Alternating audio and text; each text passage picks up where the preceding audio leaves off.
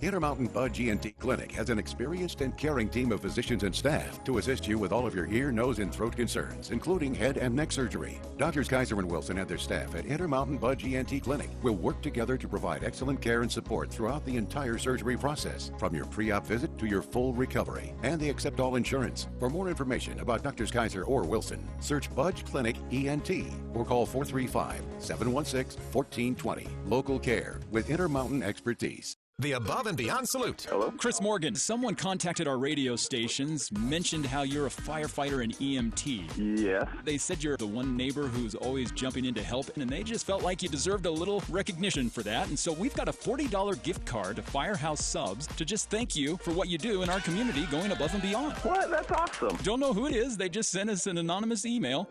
That is so cool. That was very kind of whoever that was. The Above and Beyond Salute on News Talk KVNU.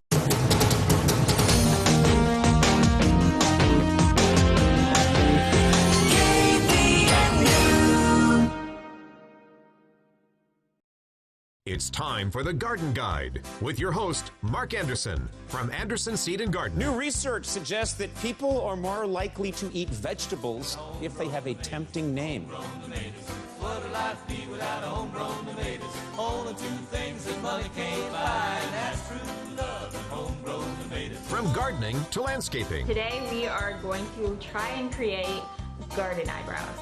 Kind of like the flowers are sprouting directly from your hair.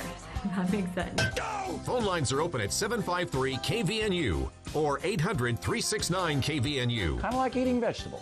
It's the Garden Guide, now on KVNU 610 AM and 102 FM. And we welcome you to the show on a beautiful Saturday morning as we're enjoying some sunshine. Yesterday, mid-70s. This weekend, we're looking at the 80s. It's going to be another beautiful weekend in northern Utah. We'll feel right along with Mark Anderson of Anderson Seed and Garden with you for the Garden Show. And Mark, we want to mention first off, because a lot of people haven't been able to call in with questions over the last couple of weeks due to some scheduling. But we are taking phone calls this morning. So anything that you have had in the garden, in the yard, that you've had questions, maybe concerns about, lots of concerns when it comes to insects, and we'll be getting to those. But, yeah, you can call in with those questions this morning, 753-5868 and 1-800-369-5868. It's been quite a busy past couple of weeks. It has. We've had so much extra rain, I would say, on top of what we had to start the year off with, and much cooler temperatures. So it's kind of caused some problems for some plants and some diseases that have kind of lingered around that usually by the 1st of June we're kind of done with those. But this year where it's we've had those thunder showers popping up every afternoon, it's just kind of extended that disease season a little bit longer. Yeah. And some of those showers were bringing, it's very rare for us to get an inch of rain from a storm. Yeah, exactly. And for that to happen during, the late spring, early summer months is almost unheard of. Yeah. So it's been a wet pattern, and it's continued to be. We still have a chance for thunder showers today too. Yeah. I think even so, and a little bit even next week. So it's nice because then you don't have to worry about watering the plants and watering the lawn, and it's been cooler. We haven't had to worry about the lawn stressing, and so we've been able to cut back on water usage. But I'll tell you what, my garden was completely covered with weeds. That's the only problem. Completely covered with weeds, because it's like the way I water. I've got soaker hoses and drip systems, so that where the water doesn't go, I don't have to worry about the weeds coming up. And with all this rain, there's been just weeds everywhere. Weeds everywhere. A lot of weeds, but you know what? I'll take it if I can keep that sprinkler system off. I shut it off twice in the last week. Yeah, just because all of a sudden I was like, hey, there's no reason for this to be run. So I tilled the garden last night, and there were, some out of control weeds. Got those kind of broken up and tilled in, but there's a lot of moisture in the soil still, a lot of moisture there. So where I tilled through, you can see it just pulled the moisture all up to the surface, and those plants they're pretty happy when they got that extra moisture. Yeah. But the weeds are pretty happy too. So they've been just growing like crazy. So. Still have some gorgeous plants at Anderson's. So there's some beautiful hanging baskets if you need to do some replacing. There's some great flowers, some really nice vegetables still. So a lot of plants. And boy, the nursery looks great. There's some beautiful trees. There's shrubs. There's flowering shrubs. There's evergreens. We've got just a little bit of everything in stock right now. So nursery's looking great. Greenhouses, we've cleaned one of the greenhouses out completely, kind of consolidated it all into one area. Just got a whole bunch of new perennials in yesterday. So great time to do perennials, great time to plant trees and shrubs. The weather's cool. This is a really great time to add a few things to your yard while temperatures are nice, because I would assume by July we're going to have some hotter temperatures. It's coming. You look at what St. George is getting right now in parts of Texas. I mean, they're up around 116 degrees. Yeah, really, really hot. Yeah. So really hot. But we've just been very blessed. We've had some really great weather. We've had some extra moisture, some cooler temperatures. It's definitely slowed the plants down a little bit. So flowers aren't jumping like they normally do by now. And people are coming in and saying, my tomatoes just aren't doing very much. And it's like, well, it's just Need not a little warmer weather. weather. It's just not been warm enough for things to happen. So, but we do have a lot of people coming in using the compost tea, which really makes a difference, really gets the plants going. And we still have containers left. So usually by the end of June, we are completely out of containers. Right now, we've got a pretty decent supply of 1 gallon containers. So if you still wanted to get in and get some compost tea, you could still do that. But we're brewing every single day. So we've got lots of compost tea out there, users out there, and they're coming in and using it, get their plants healthy and growing and looking really good. So my tomato plants are growing out the tops of my aquadomes, so it's time to put the cages on. I like tilling. I had to move a few yesterday, and there's fruit set on a bunch of those plants. So they're coming along. So anything to help boost a little bit of soil temperature is not a bad thing. So floating row covers, aquadomes, wall of water. Those really help with tomatoes and peppers, but also on melons as well too. So my melons are really growing and starting to run as well too. So I got to take the covers off of those here pretty soon. So a lot of fun things happening in the garden, but it seems like our flowers they're looking really, really good, but they're just not bursting, growing like crazy like they normally are. So that's a result of the weather a little bit. Well, we've seen even a result from the winter we had. I was over visiting my mother-in-law the other day doing a project, helping her on, and she said, hey, I need you to take a look at my bush. It just seems like it's dead. Walked over and, yep, it had gotten killed in the winter. And she said, what do I do with that? I said, all of this side, because she did have one area that was still showing some life. But I said, all of this, just take it. It's got to go. It's got to go. Yeah, it's got to go. So there's still a lot of those. I know we've had calls about fruit trees and some of those others that just didn't make it through. Yeah. I've got a red bud that's in a really well protected spot, and it just did not make it. But I've got a less hardy red bud in a more exposed open spot in my yard, and it came through winter just fine. It's like go figure. It's just so odd how things kind of hit this year. So plants that normally are super hardy really had some problems, and plants that are not very hardy didn't make it, and just a little bit of everything. So, but the nature of Cache Valley. That's what happens. It's what happens. But phone lines are open. Call in if you've got questions or comments. We're here to answer your questions today. 753-5868, 753-KVNU. And we got a lot of different things we can talk about, whether it's grasshoppers that are just starting to pop up like crazy, weeds everywhere. The one thing, though, I about 3 weeks ago, I sprayed my patio and my orchard and the slope of the hillside back behind our house where we just didn't want weeds to come up. And I checked last night, and there's just like nothing coming up in the patio. It's working really, really well. So I did Kills All Extended, and the Extended killed all the weeds that were out there. I had some burr buttercup and some puncture vine coming and a bunch of other weeds and some grasses that had kind of snuck into my patio area. It's got flagstones down, and they were just weeds coming up all over in between. And so I sprayed that, and the Extended has a weed preventer in with it as well as the contact weed killer. And so it's got the regular kills all in there, but then it has a pre-emergent to stop new stuff from coming up for about 4 months. And so I sprayed the patio, and I sprayed that hillside, and I sprayed right in front of our shed where there's just a whole bunch of weeds that come up, and it's just kind of gravel and pavers and stuff. And then in front of our barn and all through the orchard. It did just an awesome job. Just took out all those weeds and grasses. And even with all this rain, nothing new coming up in there. Yeah, just nothing new coming up in there. So that's been a great preventative and curative option for getting weeds under control. That Kills All Extended really does a great job. Okay. Yeah.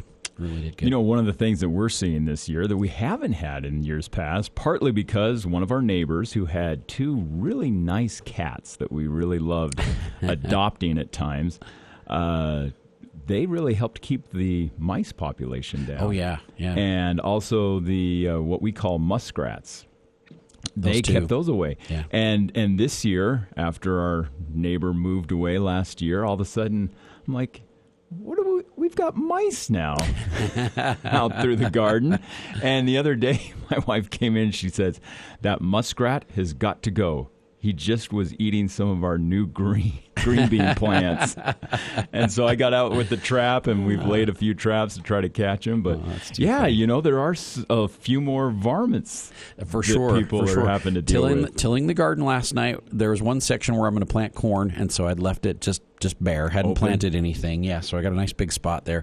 And the weeds had just come up like crazy in the last 2 weeks. And so I was tilling, and it was just a solid mat of weeds out there. And I could see a couple voles just go running for for cover because they'd been hiding in there underneath all the weeds. So that works. They're out there. Yeah. They're out there, and I've got a cat who likes to hunt, and he's been catching them like crazy. So it is nice to have a little help out there. But we do have some baits that work really well. I've got some bait stations that are excellent for voles and for mice and for other rodents that are running around. And the repellents work great. And the great thing about the repellents is you can totally use those in your vegetable garden. It's non-toxic to people. It's just the smell that they don't like, and they just leave and go somewhere else. But it's not offensive to people. So some of the repellents that we've used in the past, the repellents smell so bad that you don't want to go in the area where you've applied the repellent also. Yeah. But this one does not scare off people or pets. But it works on those rodents. Okay. Really does a great job. Yeah. So a couple different options there if you're dealing with a few varmints like we are around our garden. Some bait stations and also just a good preventative. Yeah. The repellent is excellent. It lasts about 2 to 4 weeks depending on what the weather does. And then the bait stations are nice because even if it rains, the bait's protected in there. And so then it continues to work. If the baits get wet, the mice don't like to eat wet, soggy bait either. So it just doesn't work. So well, let's go out to the phone lines with our first caller here on the Garden Guide. Nancy's joining us on the line from Lewiston. Nancy, welcome to the show. Thank you, and good morning. I think you've answered the one question that my tomatoes are starting to come over the top of the wall of waters, and so do I take those off? And then my second question is, can one person spray for grasshoppers and where there are so many through the neighborhood, or does everybody have to do that? Those are some great questions, Nancy. Yeah. So I've got aquadomes, and my tomatoes are starting to grow out the tops of the aquadomes. So I'm ready to take the domes off and put cages on them. And so probably this week I'm going to take those domes off, and the walls of water the same way. If they're growing out the top, that's great because it's really generated a lot of heat, and it's warmed up the soil, and it's got your plants really growing and hopefully starting to set some flowers as well too. But once they start growing out the top, then if you don't take the domes off, they just kind of get really leggy and flop over, and so now would be a perfect time to take those off and get cages on them. And my preferred cage is a Handy Cage. They're made right here in Cache Valley, and they're nice because once you get bigger plants, you can actually put the cages on around them without damaging the plants. If you've got like a standard ring cage that has round rings on it, it's usually more narrow either at the bottom or at the top, and sometimes it can break your tomatoes when you're putting them on. But with the Handy Cages, since they come apart in 2 pieces, it makes it really easy to put those in around the tomatoes. So great time to start thinking tomato cages between the Handy Cages, the big Handies, the Sun Cages. We've got a lot of different options to cage those tomatoes, and keeping them up off the ground really does make a big difference. And with the grasshoppers, it was kind of hard to decide whether we're going to have a lot of grasshoppers this year because of the winter weather, or if they were not going to be so much of a problem. And it seems like they're going crazy right now again. So it seems like we're going to have a lot. What you do in your yard is really going to help with your in-yard population. Of course, the grasshoppers usually move around when their food source starts to dry up. So we probably haven't seen the big influx of grasshoppers yet that we probably will when things dry out, because most of the grasshoppers where they're hatching, there's lots of green lush grass and lots of green weeds, and if there's plenty of food for them to eat, they won't move. They'll stay in that area until they've kind of devoured all that. Then they'll move to the next green pasture next door. And so whatever you can do to try and repel those, to keep those out of your yard. And we've had really, really great results with the repellents. So the cedar oil has been superb on forcing the grasshoppers to go somewhere else. So now would be a great time to start using some of those repellents and get them to move somewhere else. And then if you do start to see a bunch in your yard, then there's some really great insecticides to work that would work really well also. So between Sevin and permethrin and bifenthrin, and there's a whole bunch of other ones. We've got some good options, and your whole neighborhood does not have to do that. The more you knock down, the less likely they are to lay eggs and have more of them come back again next year, though. So it would be helpful if there were a number of people in your neighborhood that were trying to control grasshoppers instead of just you. Okay. All right. That sounds great. Appreciate the help, and thank you so much. Oh, you're so welcome, Nancy. You have a wonderful weekend. Thanks for calling in this morning. You bet. All right. Bye. All right. Bye-bye. That'll free up the phone line, 753-5868, 1-800-369-5868. We saw about a month ago, all of a sudden, grasshoppers coming in. Yeah. And we got an early jump on it, dusted with Sevin on a lot of our young little garden plants, and then into our raspberries, where they always seem to love the raspberries more than anything else. And thankfully, it kind of took them out early on, right? And they haven't come back yet, but I'm sure they will be. There's a lot of people coming in right now asking about grasshoppers because they're starting to see little babies just everywhere. And like I said, while the foothills are staying green, and while all the pastures and the vacant lots are staying green, and with us getting cooler temperatures and all this extra moisture, everything's staying green. I mean, you look out at the mountains right now, and it's just green and gorgeous and lush and beautiful. By the middle of July, that's probably going to change. It's going to dry up. And all of a sudden, they're going to start migrating towards the nearest green thing, which will be our garden, which will be the garden, the yard, and everything the else. lawn, and that's what they're gonna move towards. So right now we might not be seeing quite as many, but now's the time to start preventing and forcing them to go somewhere else. So the repellent, we've just had amazing results with the repellents on the grasshoppers and other insects as well too. So I'm about due to put an application down to force the bugs to go somewhere else. But with the weather conditions, we've got diseases that are starting to just spread all over the place. I saw probably 4 or 5 samples yesterday of shot hole fungus on cherries and trees, peaches and nectarines and apricots. So the cooler temperatures and the wetter weather is really encouraging a lot of diseases to spread. So that's something we definitely want to watch out for. And fire blight. Fire blight's starting to show up. So I saw 2 or 3 samples of fire blight yesterday as well too. So definitely want that time of year. Want to spray. Yeah, it's that time of year. So if you're experiencing fire blight, we want to prune out all the parts that are infected, and so they're going to prune probably 6 to 8 inches past the last visible damage. Prune out those parts that are infected and starting to, they'll start to turn black. The leaves will start to curl and twist. They'll kind of shepherd's crook. You'll see just kind of a hook on the leaves. And then the tissue will start to turn black and it'll die back. Just prune all those parts out. Sterilize your pruners between each cut. Hydrogen peroxide does a great job. And you can use chlorine bleach as well too. But the hydrogen peroxide seems to be less caustic on the tools. It does less damage to it. But you want to sterilize between each cut so you don't spread that bacteria from one infected location to a spot that's maybe not infected as well too. So it's always a good idea to sterilize those pruners. And then after you're done pruning, make sure and do a treatment with the Garden Phos. And the Garden Phos will stop that bacteria from spreading. So basically what it does once it comes in contact with the bacteria that's inside the tree, it will kill it and stop it from spreading further into the tree. So an application right now on the foliage of a tree that's infected will be the quickest way to stop that from spreading very rapidly. And I saw three or four samples of shot hole fungus and 2 samples at least of fire blight yesterday. So they're both kind of getting rampant. So starting to see those. To watch for. Yeah, for sure.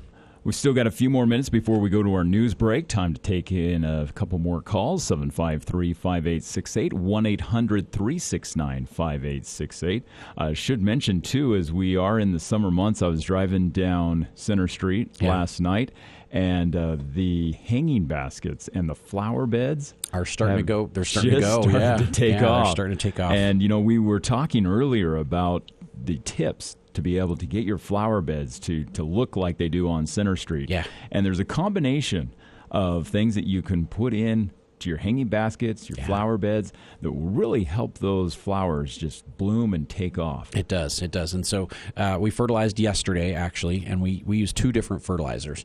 So we use some different products, and usually one has a very high nitrogen in it, and so it gets the plants to cascade and to grow. So you get some nice growth out of those sweet potato vines, and the wave or the super petunias. They really start to grow and cascade. They need that higher nitrogen to crawl, is what we call it. And then the other fertilizer, usually on Tuesdays, we'll fertilize with a higher phosphorus fertilizer, and that encourages blossom production, higher phosphorus, higher potassium, and that will really get them into the flower production mode. Right now, we're spraying for insects and diseases as well, too. And so probably this weekend, we'll get out there and we'll try and control tobacco budworms, because we're starting to see budworms already. And the budworms are eating the plants. So between the 2 different fertilizers, we'll use a soil penetrant with those fertilizers to get the water to penetrate in. Now, of course, watering hasn't been a big issue this year, but it usually is. And so we'll use Easy Wet on the hanging baskets so that they will absorb and hold and retain that moisture a lot better. But the key is to be really consistent fertilizing. So, twice a week, sometimes even 3 times a week, we'll hit them with the compost tea for a little extra boost every now and then.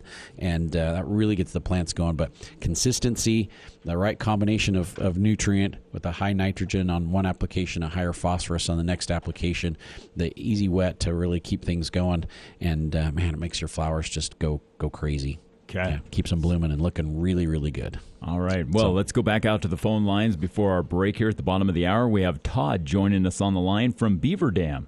Todd, welcome to the show. Hey, thank you. Hey, Mark, I appreciate your time. Yeah. Hey, I've got a few pear trees that are starting to get fire blight in them, and I've drenched them, the trunks with the Garden Phos. Yes. Should I do that again, or should I just treat the foliage? The foliage, there's 2 different ways to do it. So you can do the trunk treatment or you can do the foliage. If you spray it on the foliage, it is much quicker, but it doesn't last as long. And so it's a quicker, it'll absorb it in fast through the leaves, and it will get into like the extremities of the tree a lot quicker because you're spraying the leaves instead. But it's only going to give you maybe 3 or 4 weeks of control. Where if you do the trunk treatment, it takes a little bit longer for it to spread all the way up through the tree, since it moves about a foot a day. So if you've got a 30-foot tree, it's going to take a month for it to get all the way through the tree. But then it will last 2 to 3 months.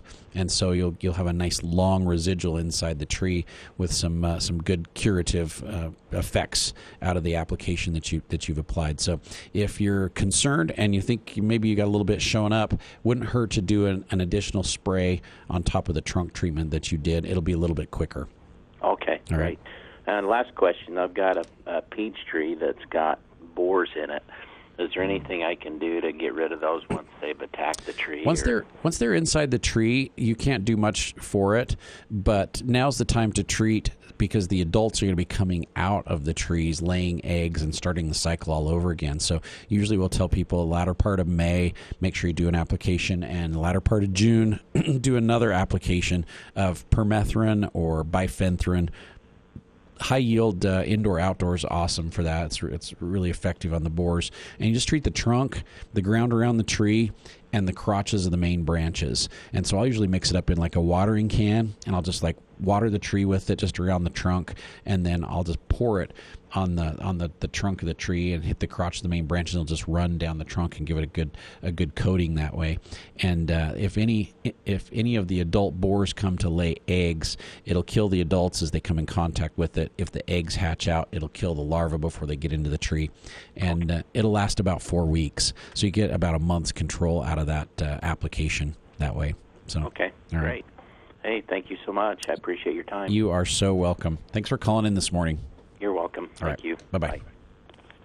All right, phone lines open, 753-5868 or 1-800-369-5868. We've got another caller holding on the line. We'll get to our news break here real quick and then be right back to answer more of your calls here on The Garden Guide on KVNU.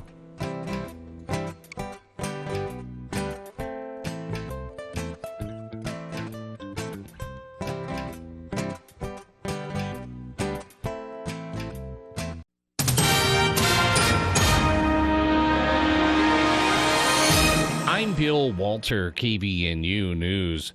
A family was displaced after a fire in Ogden that resulted in an estimated $200,000 in damage to their home.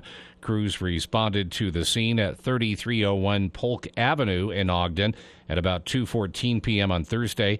They said fire was coming from the roof of the single-story residence. The fire, which remains under investigation, was contained to the attic. There were no injuries associated with the fire, but 2 adults, 2 children, and several pets have been displaced.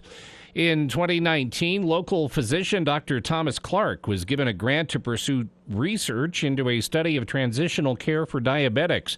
On KVNU's For the People program earlier this past week, Dr. Clark talked about the inspiration for him to go after the grant.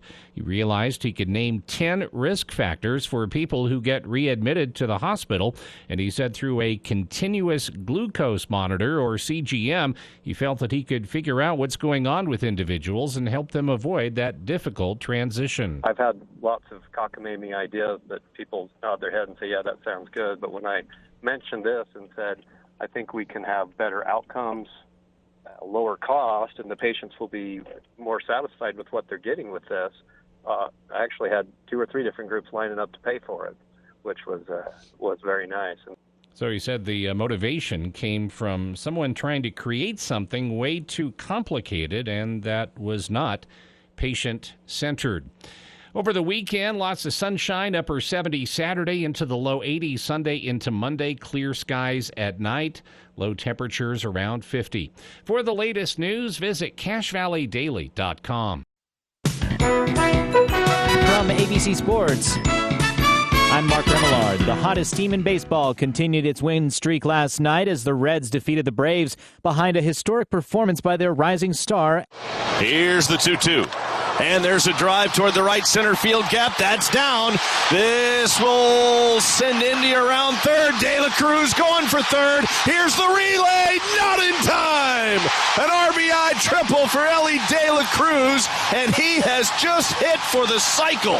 The call on 700 WLW. It's the first cycle by a Red in 34 years, and Cruz is the youngest player to hit for the cycle in the big leagues since 1972. The Reds win their 12th straight, 11-10 the final. Interleague trade news. The Mets are sending Eduardo Escobar to the Angels for 2 minor league right-handed pitchers. Escobar batting .236 on the year with 4 homers for the struggling Mets. This is ABC Sports. The expert with a green thumb. It's The Garden Guide on News Talk KVNU, 610 AM and 102.1 FM. And we welcome back to the show. It's 53 degrees, enjoying a beautiful sunny morning on this Saturday. And Watch out for the bikers. We should mention, too, just as we come out of the news break, the MS-150 Bike Tour once again in northern Utah. So as you see cyclists in and around the area as they're making their way around Cache Valley, watch out for them. For sure. So the temperatures are like perfect. Oh, yeah. So nice. Got up early and was kind of working outside a little bit before I came to do the radio show. I was like, ooh, this just feels good. Yeah. There was even a few mornings this week that I went out and I was like, frosty. Yeah. Do I need to throw a coat on again? Almost felt frosty. Yeah. That's it happens. So. We'll take it. All right, well, phone lines are open, 753-5868, 1-800-369-5868. Taking your calls this morning on all things gardening, as we haven't had a chance to take calls over the last couple weeks of the show. And so let's go back out to the phone lines. We have Lyle joining us on the line from Preston. Lyle, thanks for holding. Welcome to the Garden Guide. Mark, I appreciate you being available to answer questions. Yes, thank you. I'd just like a clarification to something you discussed earlier during the season and off-season care of tulips. Yes. I know you should cut off the stem where the flower was, but I think you said to keep the leaves, let them stay. Is that right? Usually what you want to do is when the flower is done blooming to cut the flower bud off, but to leave the stem and the leaves up so they can continue to add strength back to the bulbs. But at some point they'll kind of start to die back a little bit. The leaves will kind of start to brown on the edges and the stem will start to dry up and kind of curl a little bit. At that point, I will either dig them up and leave the tops on them and then store them with the tops on them and then break the tops off in the fall when I'm replanting them. Or you can just trim those tops down so you can plant other flowers in around them if you're just going to naturalize them and leave them right in the soil. So yes, usually after you take that first flower, that flower bud off, let them kind of stay out there for a little while before you go either direction. All right, thank you. Appreciate the answer. You're welcome. Hey, thanks for calling this morning, Lyle. You're welcome. All right, have a great weekend. All right. Thank you. All right, bye. We've got open phone lines. Yes, 753-5868 or 1-800-369-5868. Call in with a question. We should also mention, too, we kind of let off with it at the top of the show, but this week, of course, we've got through Summerfest. Yes. We made it through Father's Day. And but a lot of things still happening this weekend over at Anderson Seed and Garden. You mentioned that the nursery is packed. It's looking great. We just got some brand new perennials in yesterday. So we got a whole bunch of different perennials that just arrived and are looking great. Lots of flowers there. Probably nobody wants to hear this, but we just unloaded a container of Christmas stuff yesterday. So, so this is kind of how it works. So in 2021, we didn't get our container of Christmas until the 1st of December, which was too late because of all the shipping issues and the container problems, and it was 6 times more expensive than it should have been, and just all that fun stuff. So when they messaged me about a month ago and said, "Hey, do you want to take it now? It's ready to go," I was just like, bring it on. Yeah, might as well. Bring it on, because it's end of June is way better than 1st of December. And so we've got space for it. We'll tuck it away. Nobody has to come in and look at it. Yeah, I think that was the running joke this week that it's the first day of summer, which means you'll probably start seeing Halloween decorations at the local department store. Exactly. So we like to celebrate the first day of summer by having a whole bunch of beautiful perennials in stock at Anderson's. So not only do we have those gorgeous perennials that arrived, but we actually have some really nice hanging baskets, and they look really good. And we've got some flowers if you need to fill in a few more spots. We've got some vegetables. In fact, I've got a couple different varieties of tomatoes that I grew for my own garden, and I've got some extras, and I just happen to have them in my truck this morning, so I'm going to take them down the store. If somebody needs some really nice tomato plants, they are ready to be planted, and it's not too late. And it's definitely not too late to plant basically anything in your garden, because cold crops we're going to start planting middle to the latter part of next month to have those ready for end of August, first part of September.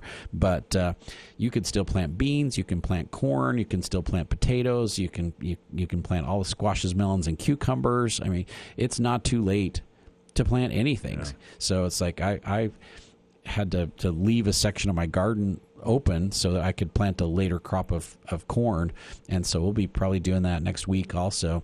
And we've planted corn for a really late crop, as late as the 20th of July. Okay. And it comes on just fine. Yeah, it does. It does great. Yeah, it does really great.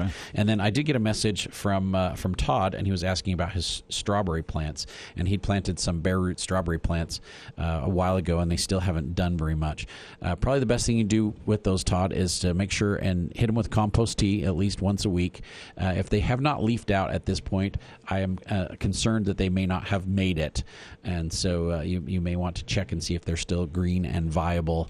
But at this point, they should be growing and taking off. So you can hit them with a little compost tea, try and perk those up a little bit.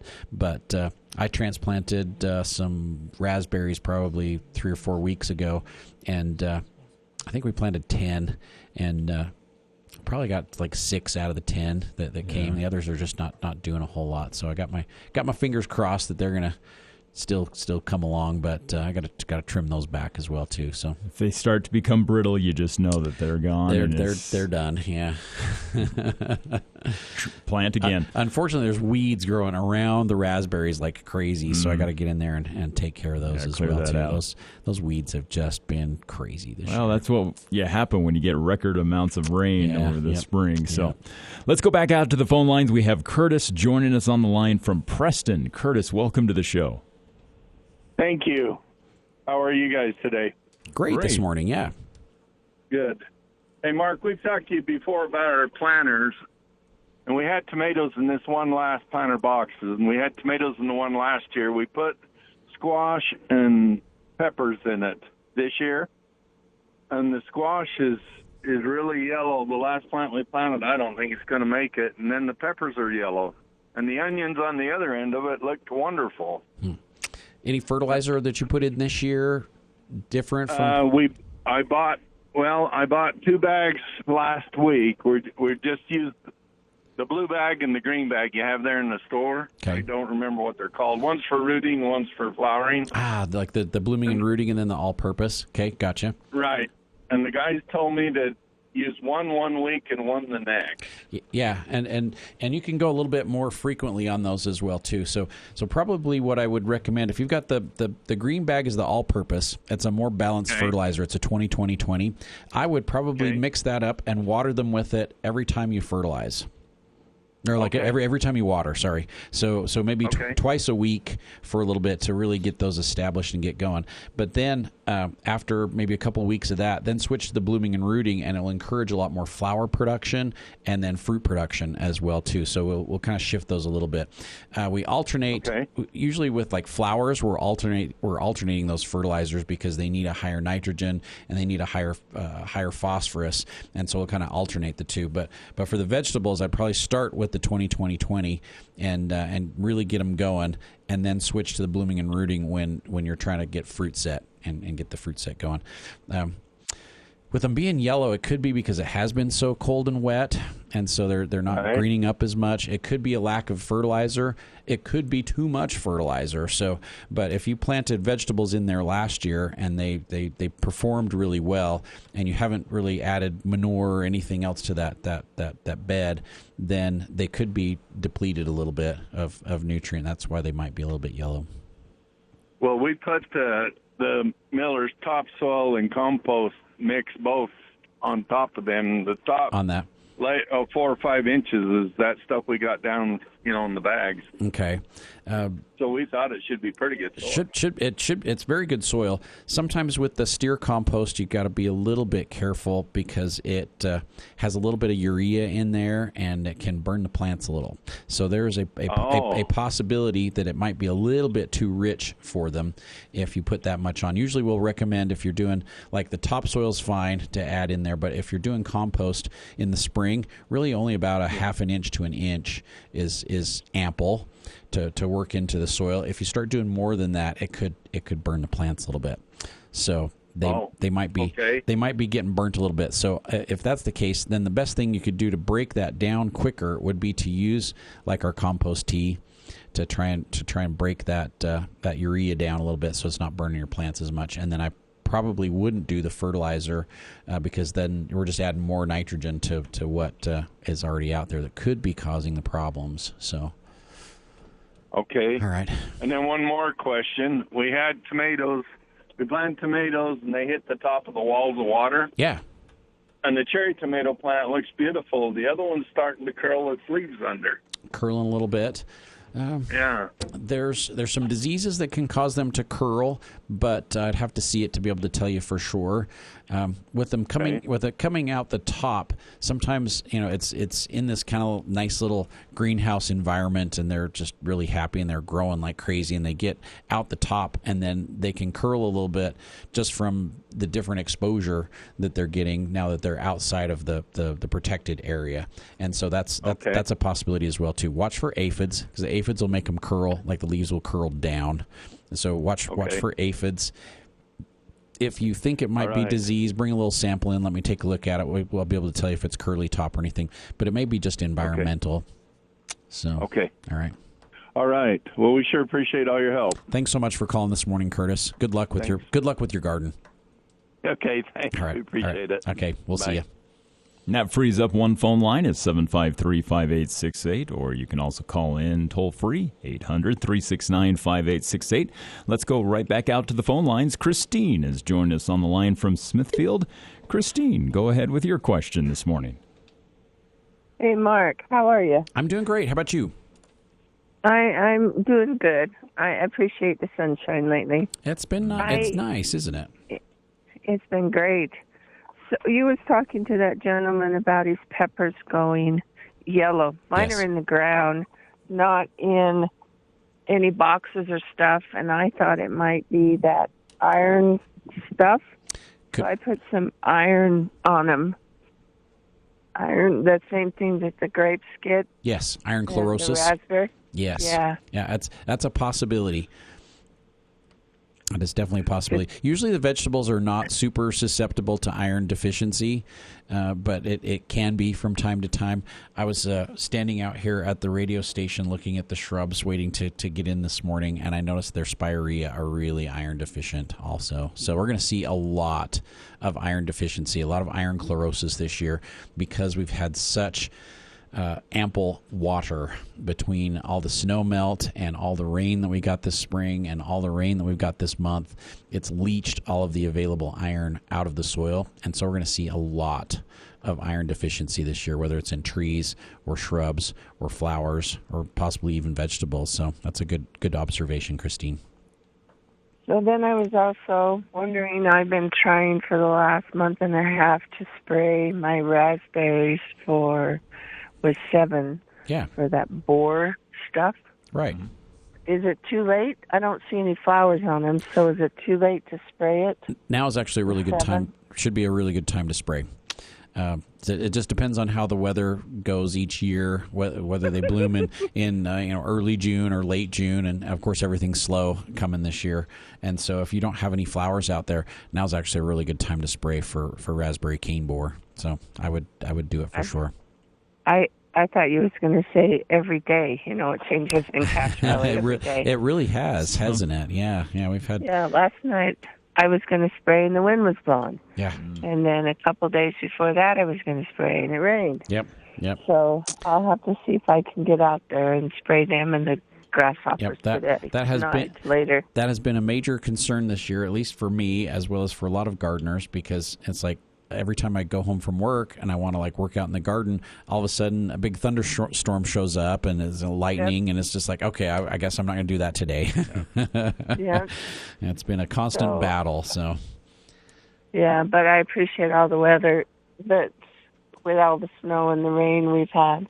Yes, it has been wonderful. Okay. Yeah, the valley is beautiful right now too, so it's gorgeous. The mountains are even better. We rode up to White Pine. Up to Mount Logan, and it's beautiful up there, too. Yes, so nice. So enjoy it while we got it. Yep. Well, thank you for your time. You're welcome. Thanks. Have a great day. You too. Thanks for calling. Bye, Christine. Bye. We still got, 12 minutes, so time to take still. Plenty of calls. 753-5868, 1-800-369-5868.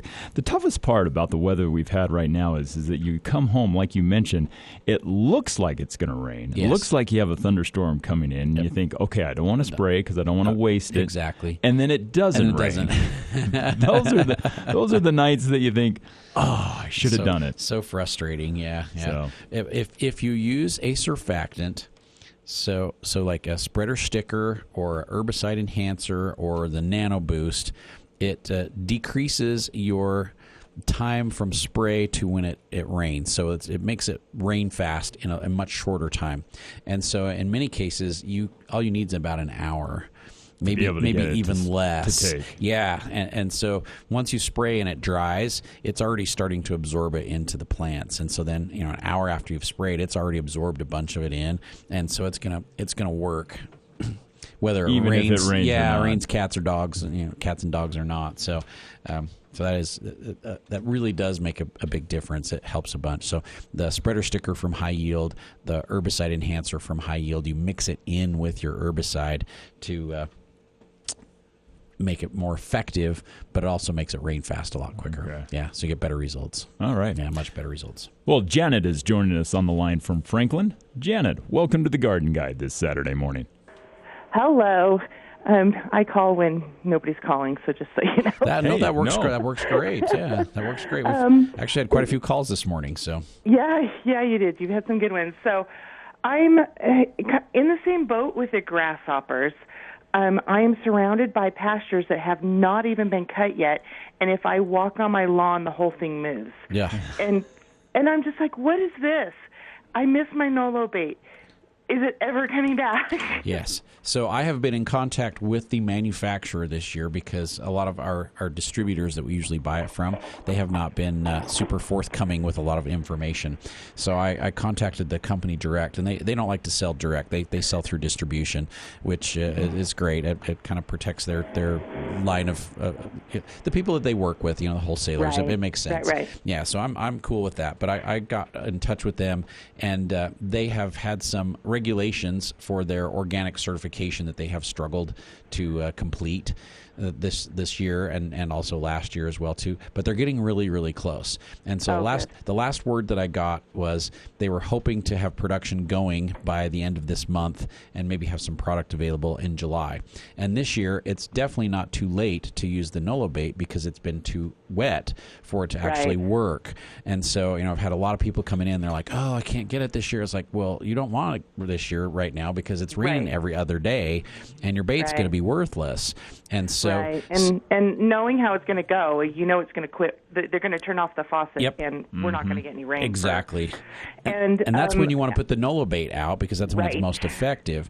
And so we're shooting for, I'm hoping maybe the first or second week of July we can still get it, and it's still going to be super effective. Yeah. So I got my fingers crossed, but it sounds like next year they'll have it all worked out for sure. So we should have Nolo bait again next year. So. Well, good, and it will help me with next year because, like I said, I've used it for years and I've never had them as bad as they are right now. Yeah, that's because we haven't had it. That's the great thing about the Nolo bait is it really decreases the population over multiple years of use because it just stops them from reproducing, and so it really helps in a long-term basis. So So I did go in and I got the Bug Blaster. Yep, Bug Blaster's awesome. And then I have them the granules, the cedar granules, for where I'm trying to be a little more like in my vegetable garden and things like that. Right. Okay. So, and I know it doesn't say it on there. You've said it. I just want to make sure that that's a good option. When you say a preventative, are you spraying cedar oil or are you just using the granules? What are you doing? I use the granule in my vegetable garden because the spray will flavor my vegetables. Ew. Yeah, and so it makes everything taste like cedar. Since it is an essential oil, if you spray your tomatoes with it, all of a sudden your tomatoes kind of have a little cedar flavor to them. And it's nice if you're cooking them on a cedar slab and it gives them a little bit of flavor. But otherwise, I prefer not to have that on there. So I don't use the spray in my vegetable garden. But the spray is great around the yard if you're going to have a barbecue and you got mosquitoes attacking everybody. You can spray the day before and just like the next day for the next couple of weeks, you just have no mosquitoes in there, and it works on other insects as well too. And grasshoppers happens to be one of them. And that's awesome. Yeah. Okay. I'm sorry. Now I just have one more question. No, you're good. And this is just my own stupidity. Because it's been so wet, I have horses and rabbits and things that I use the compost for. But with the horses, I have to make sure that it's urea free, and I do things to to do that. But Right. it's been so wet this season, I haven't been able to do the things I normally do. So when I was planting my tomatoes, I ran and got some to add to my soil, and I noticed I had a bunch of grubs, little tiny grubs all over. And I thought I'm putting them in a new spot because I had diseases last year in my old spot. And so I thought it was the soil, and I realized it's coming from the compost that I was putting in. Sure. So I went through it as much as I could. But again, I try to keep my garden as organic as I can. Right. Well, how do I get rid of grubs? I mean, they were so tiny. I tried to go through it as best I could, but what do I do now? With compost, a lot of those insects break down a lot of that organic matter, and so when you do have some insect activity in there, that's not always a bad thing. That means it's like alive, and there's a lot of goodness in there as well too. But they may not be insects that are going to bother your plants at all. They might just be decomposing that organic matter, and so you may not. Well, I was wondering why they were in there in the first place. I'm just like, there's nothing there for you. Why it's like a lot of the compost that we have. There's like mold that starts to grow in there, and I'll have customers that come back and like, there's mold in this. What's wrong with it? It's like, no, that's like good. It's like that means there's life going on in there. Yeah, it's like, no, leave it alone. The mycorrhiza looks like a horrible mold, and it's actually really, really beneficial for your plants. And so like the soil building conditioner has tons of mycorrhiza in it. I've got people that bring it back and they're like, there's something wrong with it. It's like, no, this is like perfect. Yeah. This is good stuff. I love that stuff. Yeah. So I was just a little concerned, but I couldn't figure out, like you say, what they were. So I guess I don't know what kind of grubs they were, but they look just like the ones on the package that are bad. If you had a concern, the ones that get into your lawn are much bigger. They're going to be like an inch to an inch and a half long, and nibbling on your grass. But if you have any concerns, you could use a very mild insecticide in there that will kill the grubs. And the spinosad is about as good as anything for the larval stages of all kinds of insects. So if you want to go with the organic control, the spinosad would be sensational. Just mix it up in water and just water your plants with it. Once it gets into the soil, if they come in contact with it, it's going to kill them almost instantly. So. Okay, I just bought some spinosad soap. Yep. So not use that? The spinosad soap would be great also. It's a little bit more expensive than the regular spinosad. So. Yeah, it is. Yeah, it is. But it works on other insects that the spinosad by itself won't. But the spinosad will kill grubs and caterpillars and the larval stages of all kinds of insects, and it's about as safe as any product you could possibly use. So. Okay. Yeah. All right. Well, you've answered all my questions. All right, super. All right. Thank you. Have a great day. You too. Thanks for calling, Janet. Okay. Bye-bye. Right, bye. All right, and we have, let's go right back out to the phone lines. Chris joining us on the line from Logan. Chris, thank you so much for holding. Welcome to the show. Hi, thanks. I just love your show, Mark. Thank you. I have a question. So I have Easy Wet, and it says on the back, mix 1 tablespoon per 5 gallons. I don't want 5 gallons. I want like 1 gallon. So what should I do? We recommend 1 tablespoon per gallon if you're doing like hanging baskets or planters. So you can go a little bit heavier, and that's not a problem. So I would do the 1 tablespoon in like a gallon, and you'll be great. And it's okay to mix it in with your fertilizer as well too if you're like fertilizing at the same time. So. No worries there. Okay, thank you. You're so welcome. Thanks for calling, Chris. Have a great weekend. You too. All right.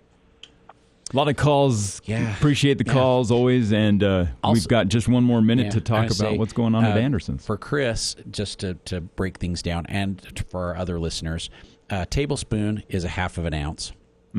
And there's 3 teaspoons in a tablespoon. Yeah. Okay. And so if you're trying to make some of those quick calculations and say, okay, I don't want 5 gallons, I just you could do a teaspoon in like a gallon and a half, and you'd be great. Okay. Yeah. But with the Easy Wet, we go a little bit heavier, so we do like a tablespoon per gallon, and that works awesome. Okay. Yeah. All right. So we were talking earlier. Definitely time to get out, treat insects, treat weeds. Yes. Those are the main things we're seeing right now. Lots of weeds, lots of diseases, and lots of insects. Yeah. So for shot hole fungus, because we mentioned that right at the top of the show, copper soap, complete disease control, F-stop. they're all going to work great, and they're going to work on mildews as well too. We're probably seeing a lot of mildews popping up as well with the weather conditions. But for shot hole fungus, brown spots are showing up on the peaches and on the apricots and on the cherries and the leaves, and it can transfer to the fruit. So it's a real good time to spray to prevent that from spreading anymore as well too. So seeing a lot of that as 5 samples yesterday. All right. Well, it's crazy how fast this summer's going. I mean, here we are next week. We're going to be into July. Can you believe it? 1st of July next week. It's crazy.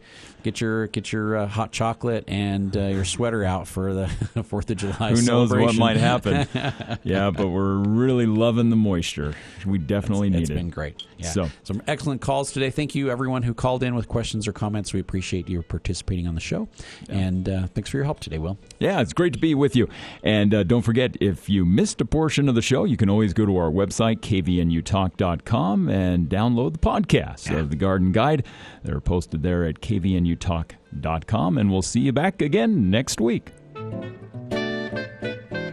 News and talk around the clock. I listen to you all the time. News Talk KVNU Logan, 610.